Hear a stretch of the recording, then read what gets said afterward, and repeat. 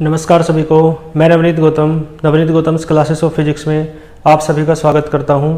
BSc second semester thermodynamics आप पढ़ रहे हैं और थर्मोडायनेमिक्स में आज की क्लास में हम पढ़ेंगे बॉयल्स टेम्परेचर, ठीक है। और लास्ट क्लास में मैंने आपको क्रिटिकल कॉन्स्टेंट्स की वैल्यू फाइंड करके बताई थी, है ना। उनका एक्सप्रेशन बताया था कि क्रिटिकल कॉन्स्टेंट्स जो होते हैं, है ना, वो टीसी, पीसी और वीसी, उनका एक्सप्रेशंस क्या क्या होते हैं, और वो पूरा एक्सप्रेशंस, है ना, और उसके रिलेटेड जो भी चीज़ें थी मैंने आपको करा दी थी। अब हेडिंग डालो, है ना। अब पढ़ेंगे हम बॉयल्स टेम्परेचर। क्या हेडिंग है?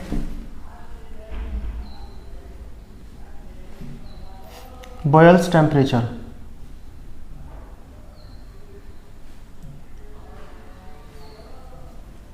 ठीक है जी। बॉयल्स टेम्परेचर है, हिंदी में कह सकते हो बॉयल का ताप, ठीक है जी। देखो ध्यान दो, बॉयल्स टेम्परेचर क्या होता है, मैं लिख देता हूं। द टेम्परेचर, ठीक है जी।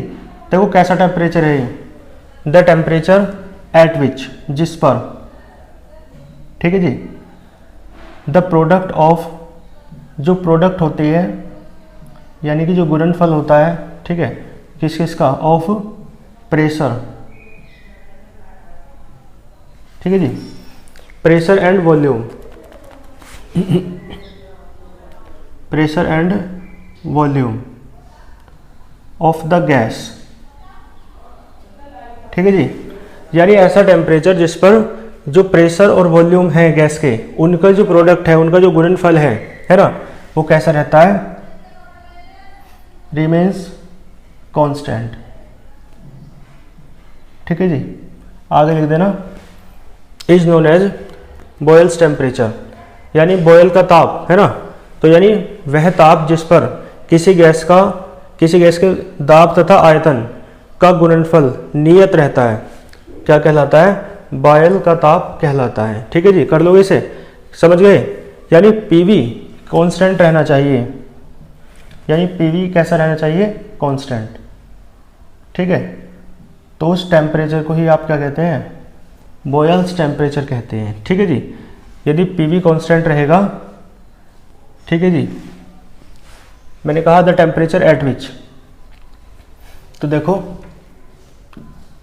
जो टेम्परेचर है उसे आप बॉयल्स टेम्परेचर कहेंगे, टीबी, है ना। यदि पीवी कैसा रहेगा, कांस्टेंट रहेगा, ठीक है जी। तो आप नीचे लिख सकते हो, it is denoted by TB, ठीक है जी। टी फॉर टेम्परेचर और बी फॉर बॉयल्स, तो इसे कहते हैं बॉयल्स टेम्परेचर, ठीक है जी। कोई दिक्कत नहीं होगी। उधर का प्रोडक्ट आपको दिख रहा है, प्रोडक्ट ऑफ प्रेशर, प्रेशर आपको थोड़ा दिख नहीं रहा, तो मैं यहां लिख देता हूं, ठीक है जी, प्रोडक्ट ऑफ प्रेशर, कर लोगे।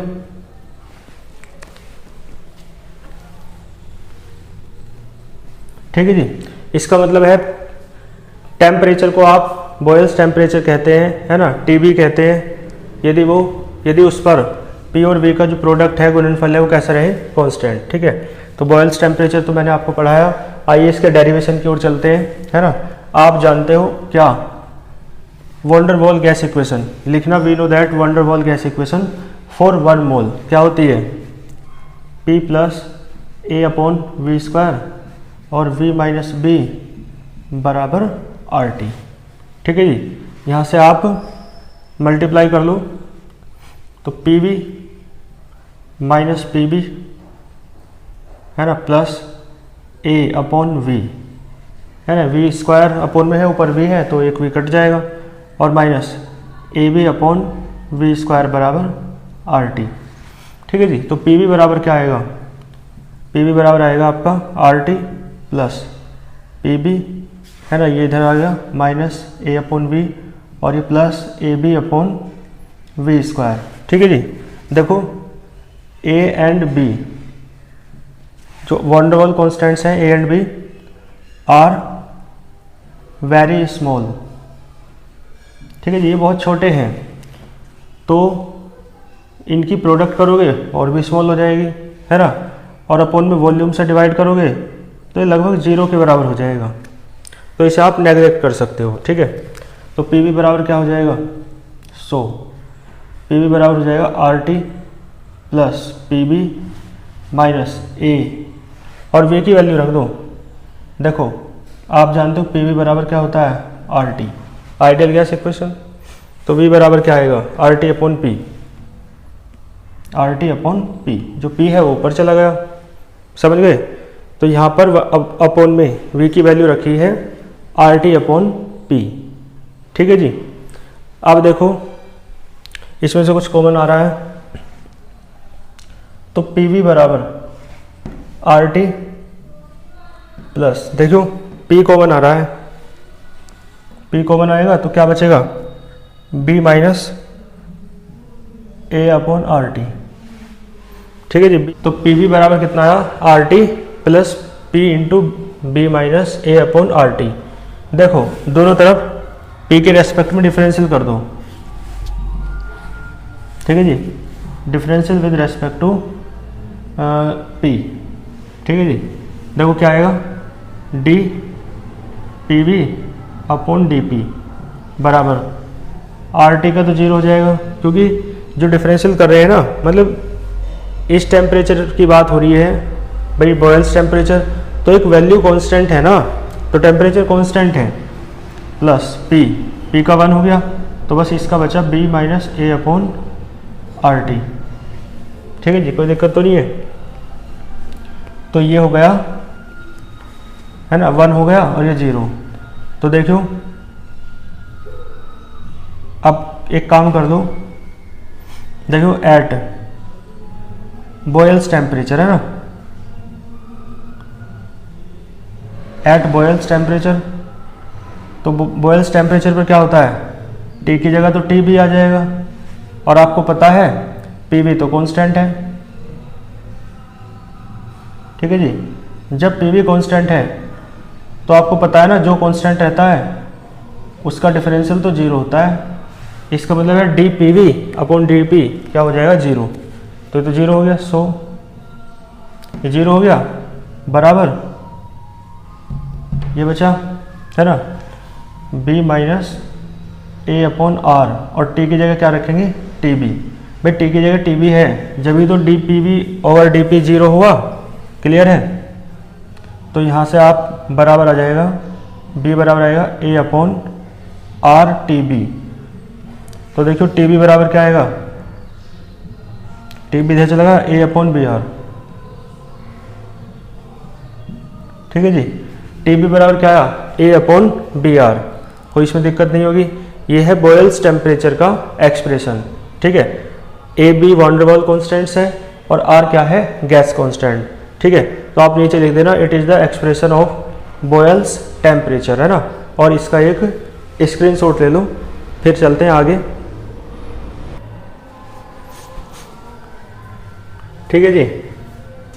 बॉयल्स टेम्परेचर मैंने बताया आपको, और अब देखो बॉयल्स टेम्परेचर और क्रिटिकल टेम्परेचर में रिलेशन बना लेते हैं, है ना, ठीक है। तो इसी में ही देखो क्या करेंगे, बॉयल्स टेम्परेचर तो टी बी है और क्रिटिकल टेम्परेचर आपका टी सी है, दोनों के बीच रिलेशन कैसे, भाई इसे डाल लो आप इक्वेशन नंबर 1, ठीक है जी। तो आप जानते हो टी सी बराबर क्या होता है, लिखना, we know that critical temperature T C बराबर होता है 8A अपॉन 27 बी आर, ठीक है। तो यहाँ से A अपॉन बी आर कितना आ जाएगा भाई, 27 अपॉन 8 है ना, 27 इधर गया, 8 इधर गया, टी सी बराबर कितना आया, A अपॉन बी आर, ठीक है। इक्वेशन नंबर 2, देखो A अपॉन बी आर इसके बराबर है, A अपॉन बी आर इसके बराबर है, तो ये दोनों एक दूसरे के बराबर हुए या नहीं। तो फ्रॉम इक्वेशन 1 एंड 2 क्या आएगा, ठीक है, 20 ये टी बी बराबर आया आपका 27 अपॉन 8 इंटू टी सी, ठीक है जी। तो बस अब आप इसमें नीचे लिख देंगे, it is the relation between, ठीक है, ये रिलेशन है किस किस के बीच, T B and T C. तो टी बी बराबर होता है 27/8 टी सी, तो लिख देना, it is the relation between T B and T C, या it is the relation between Boyle's temperature and critical temperature. कर लोगे इसे? ठीक है, ये कंप्लीट हुआ आपका, स्क्रीनशॉट ले सकते हो। और आगे अब चलेंगे।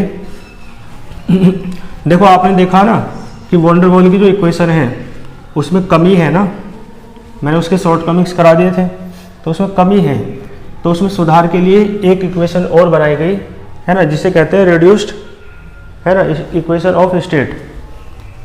क्या कहते हैं? Reduced equation of state. तो हेडिंग डालो रिड्यूस्ड इक्वेशन, है ना, रिड्यूस्ड इक्वेशन ऑफ स्टेट। देखो रिड्यूस्ड इक्वेशन ऑफ स्टेट क्या होती है, क्या कहेंगे हिंदी में? प्रभावी अवस्था समीकरण, है ना, हिंदी में लिख सकते हो आप प्रभावी अवस्था समीकरण, यानी रिड्यूस्ड इक्वेशन ऑफ स्टेट। ये वॉन डेर वाल गैस इक्वेशन में कमी थी, उसमें सुधार करने के लिए इसे बनाया गया। तो देखो क्या होता है इसमें, देखो ध्यान देना, आप जानते हो ना वॉन डेर वाल गैस इक्वेशन क्या होती है। सबसे पहले तो आप यही लिखेंगे, we know that van der वाल गैस इक्वेशन, है ना, क्या होती है?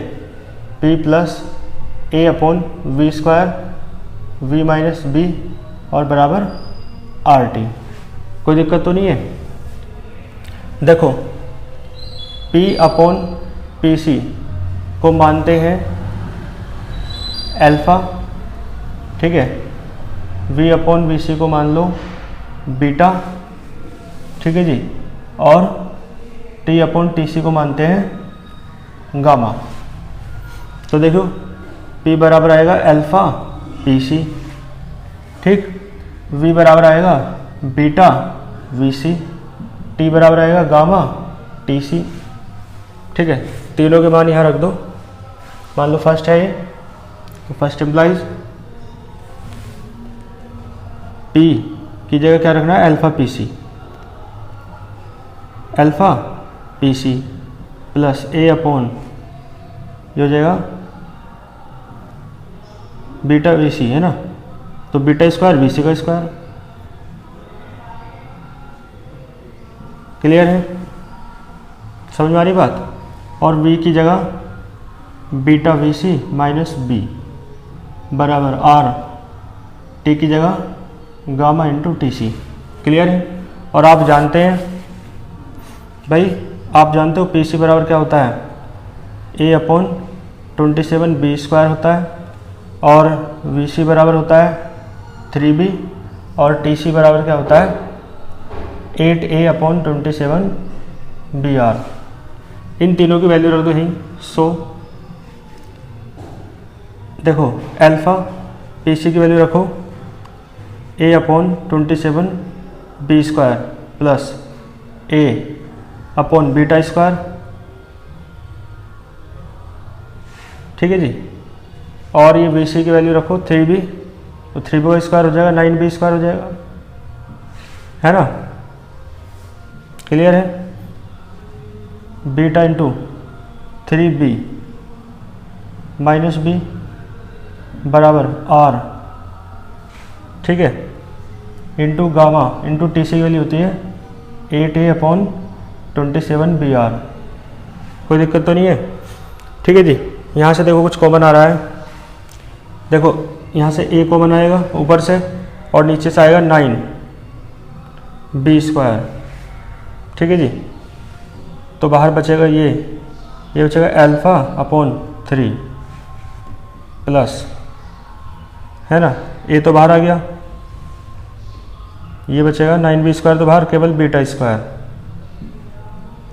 ठीक है जी। और यहाँ से देख लो b कॉमन आ रहा है, इधर से क्या कॉमन आ रहा है? b, तो b भी यहीं लिख लूँ, या चलो ऐसे नहीं करते, कभी आप कंफ्यूज हो जाओ। देखो b यहाँ से कॉमन ले लो, क्या बचेगा? 3 बीटा माइनस 1 बराबर में क्या बचा? बिल्कुल सेम रहेगा, r gamma into 8a upon 27 B R, ठीक है जी। देखो a से a कैंसिल हो जाएगा, 9 3 जा 23, और ये b स्क्वायर का एक b कैंसिल हो जाएगा, है ना, बल्कि अपॉन में एक b बचेगा, है ना, ठीक है जी। तो देखो अगली लाइन में लिख लेते हैं, इधर ही क्या बचा, एलसीएम ले लो इधर, एलसीएम आएगा 3 बीटा स्क्वायर, तो ऊपर क्या बचा अल्फा बीटा स्क्वायर है ना, और इधर बचेगा +3, बात समझ आई। और इनटू में बचा 1/b, ये 1/b चलो शुरुआत में लिख लो, और ये है 3 बीटा -1, और बराबर में क्या है, बराबर में है 8 R gamma, 8 R gamma upon 3 B R, ठीक है जी। अपॉन में क्या है 3 बी आर, तो आप देख सकते हो b से b कैंसिल हो रहा है, 3 से 3 कैंसिल हो रहा है, ठीक है जी।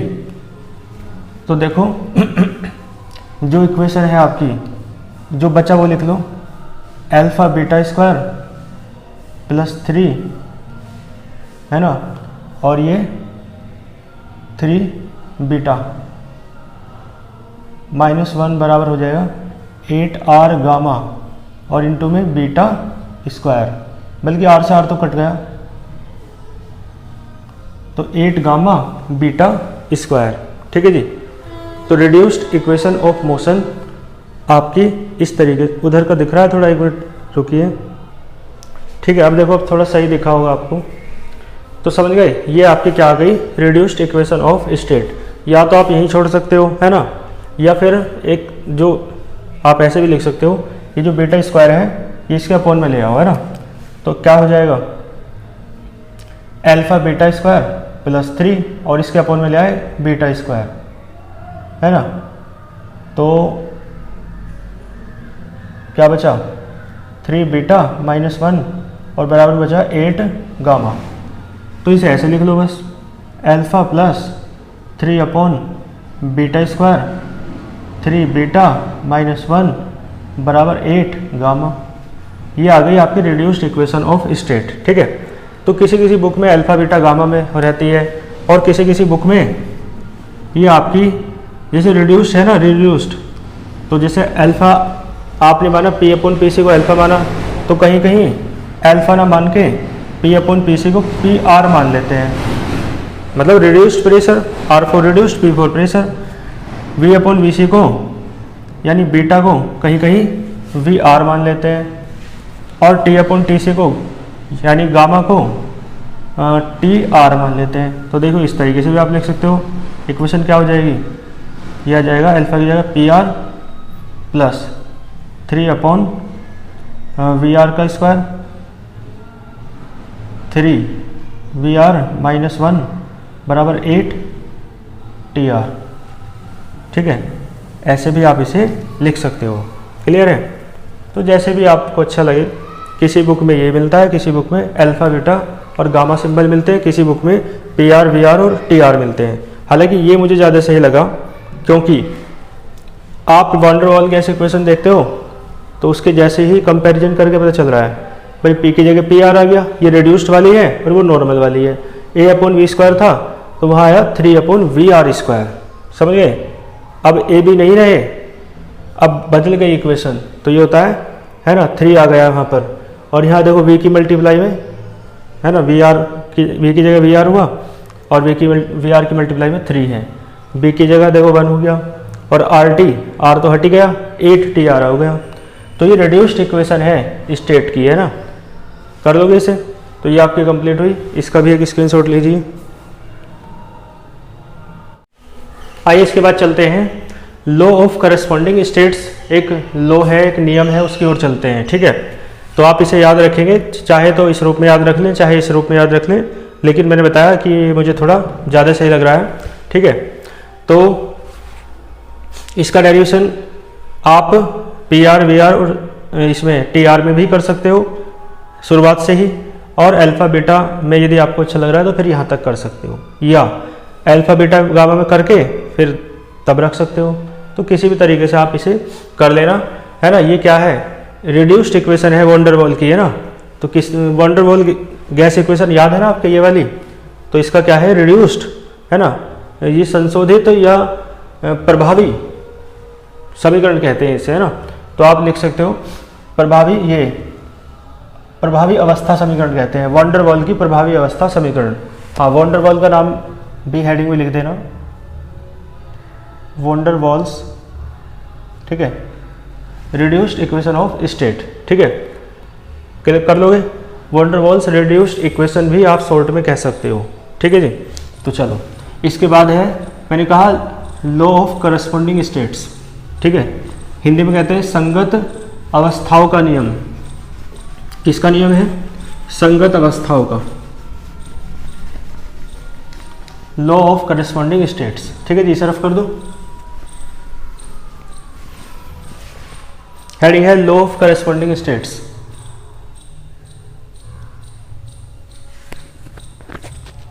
लॉ ऑफ करस्पॉन्डिंग स्टेट्स, ठीक है जी। हिंदी में लिख सकते हो, लिखना चाहो तो प्रभाव, ये संगत अवस्थाओं का नियम, करस्पॉन्डिंग को संगत कहते हैं, और स्टेट्स यानी कि अवस्थाएं, तो इसे आप कह सकते हो संगत अवस्थाओं का नियम। देखो क्या होता है भाई, तीन है आपके पास क्वांटिटीज, एक तो पी आर है, एक वी आर है, एक टी आर है। तो सुन लो, देखो क्या है, यदि किन्हीं दो गैसों के लिए इन तीन में से, किन तीन में से, पी आर, वी आर और टी आर में से, ठीक है, यदि किन्हीं दो गैसेस के लिए इन तीन में से किन्हीं दो क्वांटिटीज की वैल्यू सेम रहे, ठीक है, तो उन दोनों गैसों के लिए तीसरी क्वांटिटी की वैल्यू भी सेम होगी, ठीक है। देखो समझ लो, मैं कह रहा हूँ तीन है ये, एक तो पी आर है, एक वी आर है और एक टी आर है ना। इनमें से कोई दो, इनमें से किन्हीं दो की जो वैल्यू है ना सेम है फॉर, है ना, two gases, for any two gases, ठीक है, दो गैसों के लिए, यानी किन्हीं दो गैसों के लिए इन तीनों क्वांटिटीज में से दो क्वांटिटीज की वैल्यू कैसी है? सेम। तो नियम कहता है, ये तो इफ की बात थी, ठीक है, तो नियम कहता है कि जो तीसरी क्वांटिटी है ना भाई, कोई दो तो शुरुआत में ले ली, तो अब जो तीसरी है, थर्ड क्वांटिटी,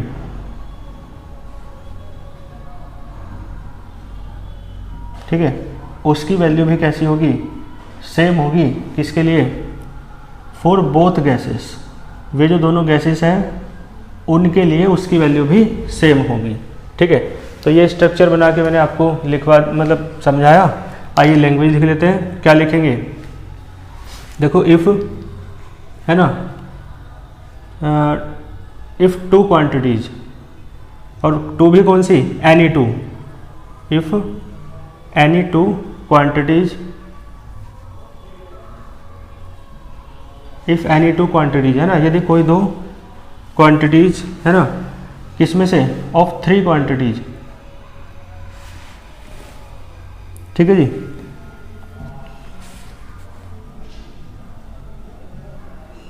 कोई दिक्कत तो नहीं है। If two quantities of three quantities, या यहां से क्वांटिटीज हटा ही लो, ऐसे कह सकते हो if any two of three quantities, यानी तीन क्वांटिटीज में से कोई दो, है ना, कैसा क्या रखती हैं? सेम है ना, are same for any two gases, किन्हीं दो गैसों के लिए, ठीक है जी। यदि तीन क्वांटिटीज में से कोई दो क्वांटिटीज सेम है किन्हीं दो गैसों के लिए, तो देन मैंने कहा थर्ड क्वांटिटी भी कैसी होगी? सेम होगी। देन थर्ड क्वांटिटी, है ना, इज ऑल्सो सेम होगी। किसके लिए? Then third quantity is also same, तीसरी जो क्वांटिटी है वो भी सेम होगी। बताइए आप किसके लिए होगी सेम? ठीक है जी, वो सेम होगी आपकी उन दोनों गैसों के लिए ही जो गैस पहले थी, है ना, फॉर बोथ गैसेस,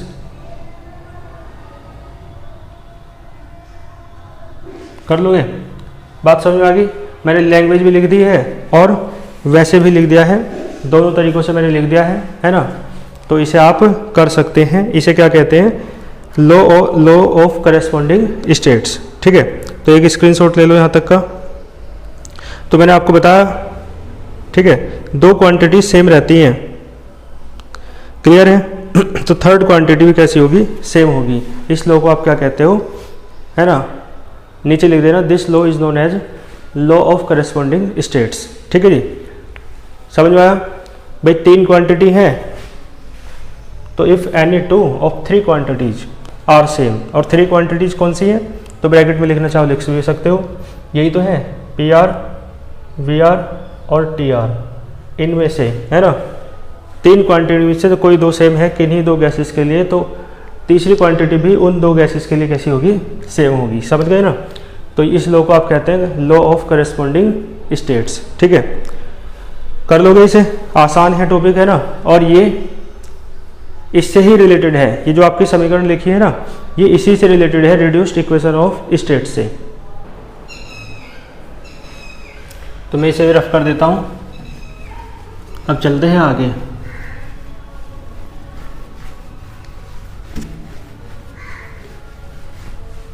देखो अब हम पढ़ेंगे, हेडिंग डालो एक्सटर्नल वर्क डन, है ना, यानी बाह्य कार्य। ठीक है जी, देखो कैसे, पहले पूरी हेडिंग सुनो। एक्सटर्नल वर्क डन यानी बाह्य कार्य, external work done by van der वाल गैस, किसके द्वारा, वॉन डेर वाल गैस के द्वारा। ठीक है जी, और किस में, इन आइसोथर्मल प्रोसेस या इन आइसोथर्मल एक्सपेंशन। ठीक है, प्रोसेस भी हो सकता है, प्रोसेस एक्सपेंशन का होता है, कंप्रेशन का होता है, तो प्रोसेस में भी कौन सा है ये प्रोसेस, एक्सपेंशन का प्रोसेस है। आइसोथर्मल एक्सपेंशन को मैंने बता रखा है आपको, समतापीय प्रक्रम या समतापीय प्रसार कहते हैं। ठीक है, समतापीय प्रक्रम यानी कि समतापीय प्रसार, एक्सपेंशन। ठीक है, तो आइसोथर्मल एक्सपेंशन में आपको वॉन डेर वाल गैस के द्वारा किया गया वर्क निकालना है। ठीक है, तो आइसोथर्मल एक्सपेंशन क्या होता है ये तो आप जानते ही हो, है ना, the expansion in which temperature of the gas remains constant, है ना, यानी वह प्रक्रम या वह प्रसार जिसमें गैस का दाब, वो दाब नहीं, ताप, गैस का ताप नियत रहता है, समतापीय प्रसार कहलाता है, आइसोथर्मल एक्सपेंशन कहलाता है। ठीक है, मैंने बोल दिया है, द टेम्परेचर एट वो द एक्सपेंशन इन विच, ठीक है जी, temperature of the gas remains constant is known as isothermal expansion. ठीक है, आप मान के चल रहे हैं 1 मोल आइडियल, ये वो रियल गैस है, वॉन डेर वाल गैस है। ठीक है जी, तो रियल गैस या वॉन डेर वाल गैस एक ही बात है। तो 1 मोल के लिए इक्वेशन क्या होती है, P plus A upon B square, V minus B और बराबर RT। तो देखो P plus A upon B square बराबर आएगा RT upon V minus B. ठीक है, अपॉन हो जाएगा, P की वैल्यू निकाल लो, RT upon V minus B और minus A upon V square. कोई दिक्कत तो नहीं है। आपको एक्सटर्नल वर्क डन निकालना है, और आप मान के चल रहे हैं कि T टेम्परेचर पर, है ना, गैस एक्सपेंड होती है VI वॉल्यूम से VF वॉल्यूम तक। VI यानी इनिशियल वॉल्यूम, VF यानी फाइनल वॉल्यूम। V1 और V2 भी मान सकते हो, ये तो आपके मानने के ऊपर है। ठीक है जी, होती है गैस एक्सपेंड, रियल गैस है, एक्सपेंड होती है VI से VF वॉल्यूम तक, तो कांस्टेंट टेम्परेचर रहेगा क्योंकि आइसोथर्मल एक्सपेंशन है, तो मान लो कितना है, T है। ठीक है, तो देन, तो वर्क कितना किया जाएगा उसके द्वारा, तो then work done, then external work done by real gas या वॉन डेर वाल गैस। ठीक है, to expand from VI volume to VF volume, लिख देना पूरा। देखो क्या आएगा, W बराबर आप जानते हो P इंटू DV होता है, और टोटल वर्क डन निकालना है तो इंटीग्रल कर दिया, DV है तो लिमिट आई VI से VF तक, P की वैल्यू रख दो ऊपर से, VI से VF, और P की वैल्यू रखो RT upon V minus B minus A upon V square, और इंटू में क्या है, DV। कोई दिक्कत तो नहीं है। देखो W बराबर, देखो ध्यान देना, RT तो बाहर हो जाएगा, इंटीग्रल VI से VF, है ना, और ये D V upon V minus B, अलग अलग कर लो इंटीग्रल, माइनस ये ए तो बाहर आ जाएगा, इंटीग्रल वी आई से वी एफ, और ये हो जाएगा D V upon V square. कोई दिक्कत तो नहीं है? अब तो बस इंटीग्रेशन कर देना है।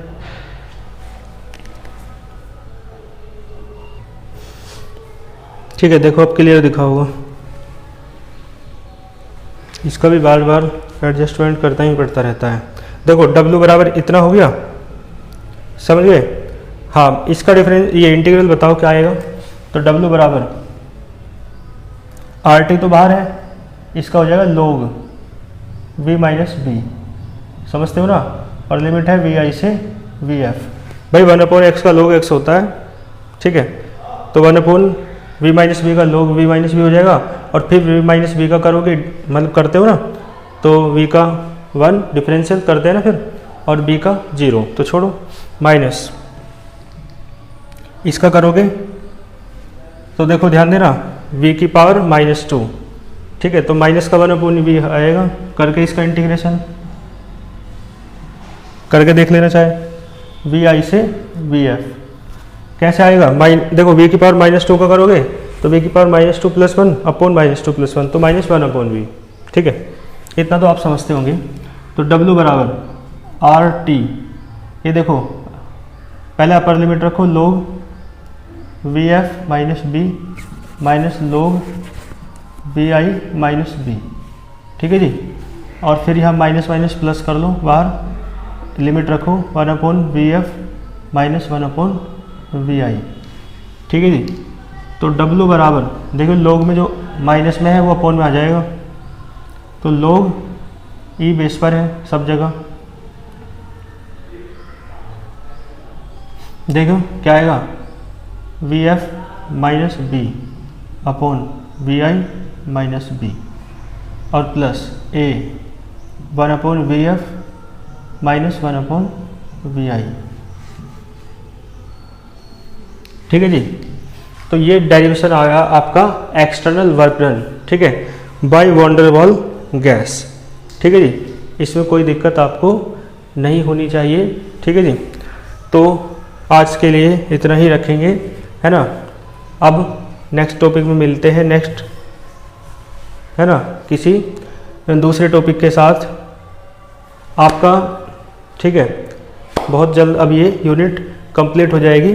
तो इसके नीचे लिख देना, क्या लिखोगे, it is the expression of external work done by van der Waal gas in isothermal expansion. कर लोगे ना इन्हें बहुत अच्छे से, ठीक है। मैंने ये कराया, और इससे पहले reduced equation, law of corresponding states, और उससे पहले बॉयल्स टेम्परेचर, इन सारे टॉपिक्स को बहुत अच्छे से आप तैयार कर लेना। तो मैंने आपको, है ना, जो आज के लेक्चर में टॉपिक्स कराए हैं उन सब को आप बहुत अच्छे से तैयार कर लेना। मिलते हैं नेक्स्ट लेक्चर में नेक्स्ट टॉपिक के साथ, तब तक अच्छे से पढ़ते रहिए। All the very best.